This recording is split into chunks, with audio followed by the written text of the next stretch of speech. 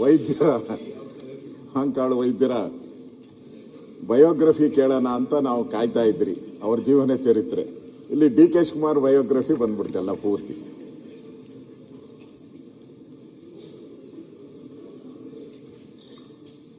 ಅವರ ಕಲ್ಪನೆಗಳು ಎಲ್ಲರೂ ಕೂಡ ಬಹಳ ಚೆಂದಾಗಿದೆ. ಡಿ ಕೆ ಶಿವಕುಮಾರ್ ಅವರ ಕಲ್ಪನೆ, ಕನಸುಗಳು, ವಿಷನ್ಸು ಎಲ್ಲ ಬಹಳ ಚೆಂದಾಗಿದ್ದಾನೆ. ಬಹಳ ಬ್ಯೂಟಿಫುಲ್ ಆಗಿ ಪ್ರೆಸೆಂಟೇಷನ್ ಕೂಡ ಮಾಡಿದ್ದಾರೆ. ಮಿಸ್ ಆಗಿದೆ, ಟ್ರೈನ್ ಮಿಸ್ ಆಗಿ 23ಕ್ಕೆ ನೀವು ಹತ್ತಿದ್ರೆ ಟ್ರೈನು, ಇವಾಗ ಅದೆಲ್ಲ ಮಾಡ್ಬೋದಾಯ್ತು. ನೀವು ಟ್ರೈನ್ ಮಿಸ್ ಆಗಿರೋರು, ನೀವು ಮಧ್ಯ ದಾರಿಯಲ್ಲಿ ಹತ್ಬಿಟ್ಟಿದ್ದೀರಾ. ನೀವು ಸಮಯ ಕಡಿಮೆ ಇದೆ.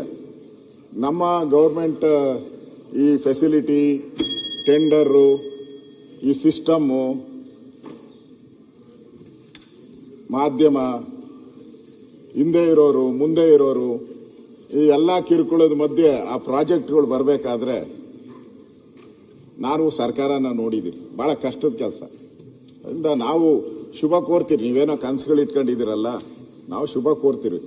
ಎಲ್ಲರನ್ನೂ ಒಟ್ಟಿಗೆ, ನಮ್ಮೆಲ್ಲ ಶಾಸಕರನ್ನು ಒಟ್ಟಿಗೆ ತಗೊಂಡು ಹೋಗ್ತೀನಿ ಅನ್ನೋ ಮಾತನ್ನ ಹೇಳಿದ್ದೀರ. ಅಭಿವೃದ್ಧಿ ದೃಷ್ಟಿಯಿಂದ ಅದು ಒಳ್ಳೆಯ ಬೆಳವಣಿಗೆ. ಅದಕ್ಕೆ ನಮ್ದೇನು ತಕರಾರಿಲ್ಲ ಅನ್ನೋ ಮಾತನ್ನ ನಾನು ಹೇಳ್ತಾ ಇದ್ದೀನಿ. ಮತ್ತೆ ಬಹಳ ಇಂಪಾರ್ಟೆಂಟ್ ಆಗಿ ಬೆಂಗಳೂರು ಬಗ್ಗೆನೂ ತಾವು ಹಲವಾರು ವಿಚಾರಗಳನ್ನ ಪ್ರಸ್ತಾವ ಮಾಡಿದ್ದಾರೆ. ನೀವು ಭಾಷಣ ಮಾಡಬೇಕಾದ್ರೆ ನಾನು ಮಕ್ಕಳು ವೈದ್ಯರಿಗೆ ಹೋಗ್ತೀನಿ, ನಮ್ಮ ಪರ್ವ ಇದ್ದೀರಾ, ಇಲ್ಲಿಗೆ ಕೂತಿದ್ದೀರ, ತಾವು ಹೇಳಿರೋದು ಕೇಳ್ತಾ ಇದ್ದೀನಿ. ನಮ್ಮ ಮುಂದೆ ದೊಡ್ಡ ಸವಾಲುಗಳಿದೆ ಬೆಂಗಳೂರಲ್ಲಿ. ನೀವು ಅಮೆರಿಕ, ಲಂಡನ್ನು, ಪ್ರೈಮ್ ಮಿನಿಸ್ಟರು ಇವೆಲ್ಲ ತೋರಿಸ್ತೀರಿ. ಇಲ್ಲಿ ನಮ್ಮ ಮಧ್ಯೆ ಇರೋ ಹಳ್ಳ ಬಿದ್ದಿರೋ ರಸ್ತೆಗಳು, ಕಸ ಬಿದ್ದಿರೋ ರೋಡ್ಗಳು, ಇವೆಲ್ಲನೂ ಕೂಡ ನಾವು ನೋಡ್ಬೇಕಲ್ಲ. ಈಗ ಕೃಷ್ಣ ಬೈರೇಗೌಡ್ರೇನೋ ಒಂದಿನ ಅನೌನ್ಸ್ ಮಾಡ್ಬಿಟ್ರು, ರಸ್ತೆಯಲ್ಲಿರೋ ಎಲ್ಲ ಕಾರುಗಳನ್ನ ತೆಗೆದಾಕ್ತೀರಿ ಅಂತ. ಇನ್ನು 1 ಲಕ್ಷ ಕಾರ್ ಹಂಗೆ ಇದೆ, ತೆಗೆದಿರೋದು 4 ಕಾರು. ಮತ್ತೆ ರೋಡಲ್ಲಿರೋ ಅಂತ ಎಲ್ಲ ಫುಟ್ಪಾತ್ ಅಲ್ಲಿರೋ ಅಂಗಡಿಗಳೆಲ್ಲ ತೆರವು ಅಂತ ಹೇಳಿದ್ರು. ಮತ್ತೆ ಎಲ್ಲ ಅಲ್ಲೇ ಬಂದು ಹಾಕೊಂಬಿಟ್ಟಿದ್ದಾರೆ. ಫೋಟೋಗಳು ಕೊಡ್ತೀನಿ ಬೇಕಾದ್ರೆ. ಈಗ ಸ್ವತಂತ್ರ ಬೆಂಗಳೂರು ಅದೇನೋ ಕಸದ ಅಂತಂದ. ಯಾವ ರಸ್ತೆನಾದ್ರೂ ಒಂದು ರಸ್ತೆ ತೋರಿಸ್ಬಿಡಿ ನೀವು. ಒಂದು ರಸ್ತೆ ಏನಾದ್ರೂ ಕಸ ಇಲ್ಲದ ರಸ್ತೆಗಳು ಬೆಂಗಳೂರಲ್ಲಿ ತೋರಿಸ್ಬಿಡಿ ನೋಡೋಣ. ಅವಾರ್ಡ್ ಕೊಟ್ಬಿಡ್ತೀನಿ. ಪ್ರಜಾವಾಣಿ ಅಂತೂ ಎವ್ರಿ ಡೇ ಒಂದು ಕಾಲಂ ಮಾಡಿಬಿಟ್ಟಿದ್ದಾರೆ ಪ್ರಜಾವಾಣಿಯವರು.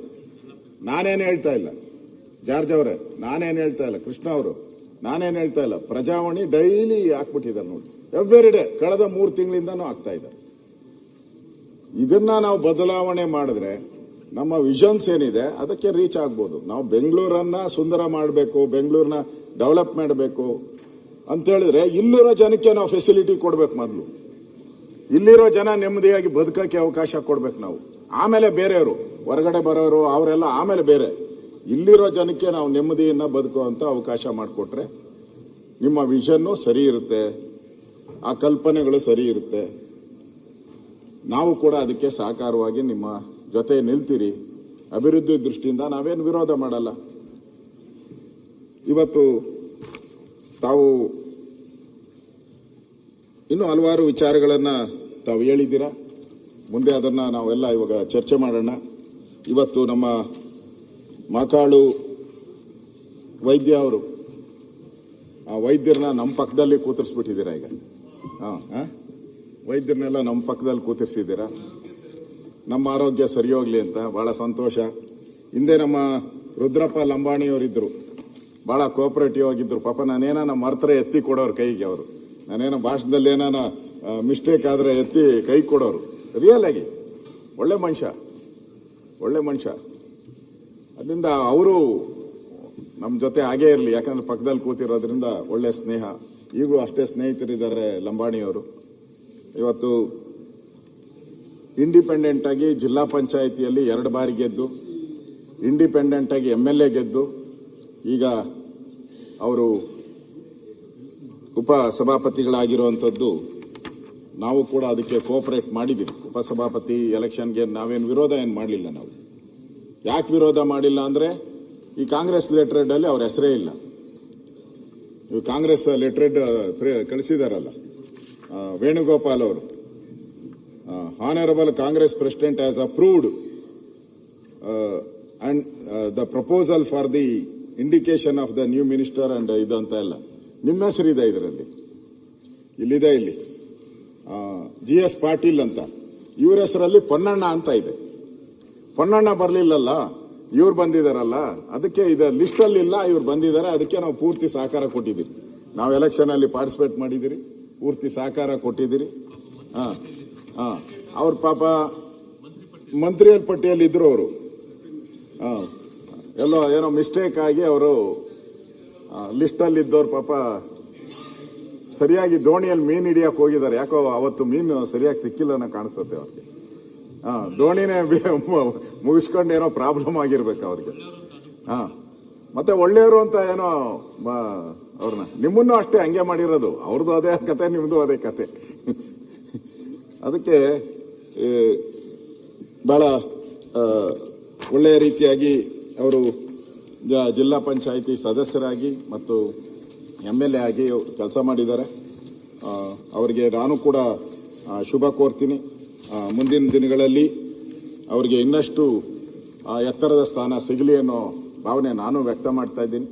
ಮಾನ್ಯ DK ಶಿವಕುಮಾರ್ ಅವರು ಇರೋರಿಗೆಲ್ಲರಿಗೂ ಕೂಡ ಮೂಗು ತುಪ್ಪ ಸವರ್ತಾ ಇದ್ದಾರೆ, ನೋಡ್ತಾ ಇದ್ದೀನಿ. ಅವ್ರು ಬಂದಾಗಿಂದನೂ ಕೂಡ ಎಲ್ಲರಿಗೂ ಅದೇ, ನಿಮಗೂ ಅದೇ ಹೇಳಿದ್ರು, ಅಲ್ಲಿ ಕೂತವರು ಮುಖ್ಯಮಂತ್ರಿ ಆಗ್ತೀರಾ ನೀವು? ಅಲ್ಲ, ಯೋಚನೆ ಮಾಡಿ, ಆಗ್ತೀರಾ? ಈಗ ಹೆಂಗ್ ಬಂದೈತೆ ಹಂಗ ಬಂದ್ರಿ. ಅಶೋಕಣ್ಣ, ಜಗತ್ತಿಗೆ ಅಶೋಕಣ್ಣ, ಈಗ ನನ್ನ ಮುಖ್ಯಮಂತ್ರಿ ಆಯ್ತಾರೆ ಅಂತ ನೀವು ಹೇಳ್ತಿದ್ರ? ನನ್ನ ಮುಖ್ಯಮಂತ್ರಿ ಆಗ್ತಾನೆ ಅಂತ ಹೇಳ್ತಿದ್ರ? ನಾನು ಸಿದ್ದರಾಮಯ್ಯ ಆಗಿದ್ದ ದಿನದಿಂದ ಹೇಳ್ತಾ ಇದ್ದೀನಿ, ಬದಲಾವಣೆ ಆಗುತ್ತೆ ಅಂತ. ನೋಡಿ, 100 ಪ್ರೆಸ್ ಮೀಟ್ ಅಲ್ಲಿ ಮಾಡಿದ್ದೀನಿ, ಬದಲಾವಣೆ ಆಗುತ್ತೆ ಅಂತ ಹೇಳ್ತಾ ಇದ್ದೀನಿ. ಅವರಿಬ್ಬರ ಗಾಯಕ್ಕೆ ಒಳ್ಳೆ ಮುಲಾಮ್ ಸೌರ ಕೆಲಸನ ಇವತ್ತು ನೀವು ಮಾಡಿದಿರಿ. ಅವರಿಗೆ ಏನು ಮಂತ್ರಿ ಪದವಿ ಸಿಕ್ಕಬೇಕಾಗಿತ್ತು, ತಪ್ಪಿ ಹೋಗಿದ್ರಿಂದ ಏನು ದುಃಖ ಆಗಿತ್ತಲ್ಲ, ಅದಕ್ಕೊಂದು ಸಮಾಧಾನ ಮಾಡುವಂತಹದಕ್ಕೆ ಈ ವೇದಿಕೆಯನ್ನು ಚೆನ್ನಾಗಿ ಉಪಯೋಗಿಸ್ಕೊಂಡ್ರಿ. ಸಲ್ಯೂಟ್ ಇದೆ. ಅದಕ್ಕೆ ನನಗೆ ಇವರು ಯಾರೋ ಹೇಳಿದ್ರು, ಜ್ಞಾನೇಂದ್ರನೇ ಹೇಳಿದ್ರು, DK ಶಿವಕುಮಾರ್ ಅವರು ಬದಲಾವಟವ್ರೆ ಅಂತ. ಅವ್ರೇನು ಬದಲಾಗಿಲ್ಲ. ಅವರ ಏನಿದೆ, ಅವರ ಒಳಗಡೆ ಏನಿದೆ ಅದು ಹಂಗೆ ಇದೆ. ಏನ್ ಮಾಡಬೇಕು ಅದನ್ನೇ ಮಾಡ್ತಾರೆ ಅವರು. ಆದ್ರೆ ಎಲ್ಲರಿಗೂ ಈಗ ಕೊಡ್ತಾ ಇದಾರಲ್ಲ, ಮೂಗಿಗೆ ತುಪ್ಪ ಸವರ್ತಾ ಇದಾರಲ್ಲ, ಹಂಗೆ ಎಲ್ಲರಿಗೂ ತುಪ್ಪ ಸವರ್ಕೊಂಡು ಅವ್ರ ಕೆಲಸ ಏನಾಗಬೇಕು ಅದನ್ನ ಮಾಡ್ಕೊಂತಾರೆ ಅಷ್ಟೇ. ಲಾಸ್ಟ್ಗೆ ಅವ್ರಿಗೇನ್ ಕೆಲಸ ಆಗ್ಬೇಕೋ ಅದನ್ನ ಗ್ಯಾರಂಟಿ ಮಾಡ್ಕೊಂತಾರೆ ಅವರು. ಆ ಚಾಕ್ಯತೆ ಮುಖ್ಯಮಂತ್ರಿಗೆ ಇದೆ. ಅದರಿಂದ ನಾನು ಇವತ್ತು ಅಭಿನಂದನಾ ಭಾಷಣದಲ್ಲಿ ವೈದ್ಯ ಅವರಿಗೆ ನಾನು ಶುಭ ಕೋರ್ತೀನಿ, ಒಳ್ಳೇದಾಗ್ಲಿ. ನಿಮ್ಮ ಉಪಾಧ್ಯಕ್ಷರ ಸ್ಥಾನ ಅದು ಒಂಥರ ಗೌರವಯುತವಾದ ಸ್ಥಾನ. ತಾವು ಕೂಡ ಅವಕಾಶ ಆದಾಗ ಅವ್ರು ಕೊಡಿ. ನಮ್ಮ ಖಾದರ್ ಸಾಹೇಬರು ಮಾಡ್ದಂಗೆ ಮಾಡಕ್ ಹೋಗ್ಬೇಡಿ. ಬಂದು ಕೂತ್ಬಿಟ್ರೆ ಎದ್ದೊಳ್ತಾನೆ ಇರಲ್ಲ ಮನುಷ್ಯ. ಪಾಪ ಇವರು ನನ್ನ ಕಡೆನೇ ನೋಡ್ಕೊಂಡು ಕೂತಿರೋರು ಉಪಾಧ್ಯಕ್ಷರು, ರುದ್ರಪ್ಪ ಅವರು. ನೀವ್ ಹಂಗ್ ಮಾಡ್ಕೊಡ್ಬೇಡಿ. ಖಾದರ್ ಅವರು